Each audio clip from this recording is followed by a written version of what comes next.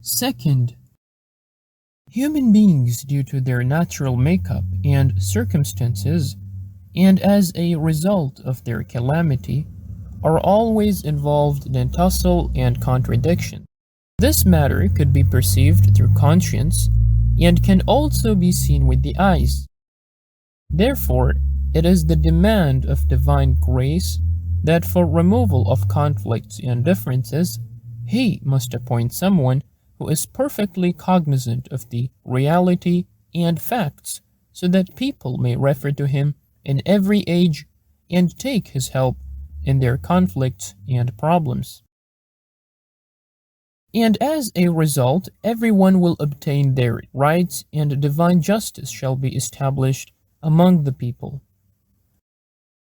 One whom the Almighty Allah selected for removing differences and conflicts is that same Imam to whom the people are obliged and to whom they must refer in their different matters, and they must rely upon him. If you have a doubt that the holy Imams, peace be upon them, during their times never commanded except on the basis of apparent rules, and in other words, they issued orders according to the same set of rules that religious scholars follow in the period of the occultation of the Imam, then how can it be claimed that it is the demand of divine grace to appoint the Imam so that he may act on the reality and facts? I say this practice was due to the obstacle from the side of the people themselves, such that the obstacle of the reappearance of the Imam was also from the people's side. Thus, in such circumstances, no objection could be made against them, and in no way could one imagine such a matter to be opposed to divine grace. That which proves this claim are traditional reports that are related from themselves, and which explain clearly that if they are given absolute rulership and caliphate comes to them with authority over the world, they would govern according to the system of Prophet Dawood, and they would make the realities known to the people.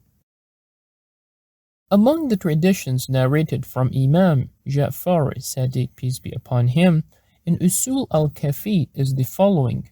from Abu Ubaidah al-Hadda, that His Eminence Abu Abdullah Sadiq, peace be upon him, said,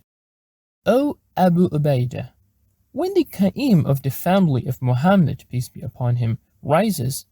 he shall judge according to the law of Dawood and Sulaiman, peace be upon him, and he will not ask for evidence and testimony. In the same book, it is mentioned from Aban, who narrates that His Eminence Abu Abdullah Sadiq, peace be upon him, said,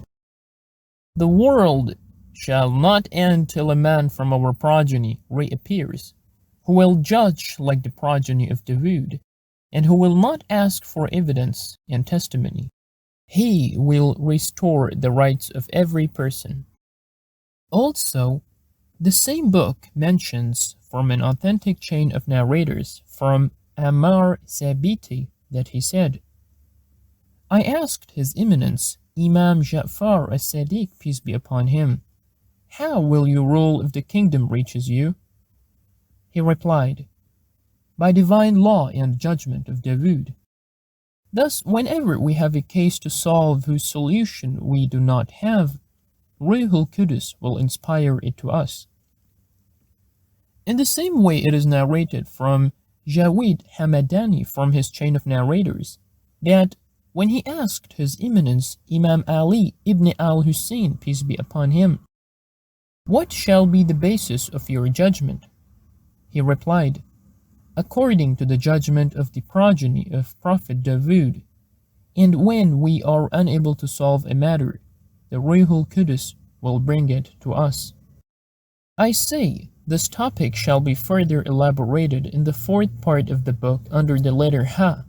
if the Almighty Allah wills.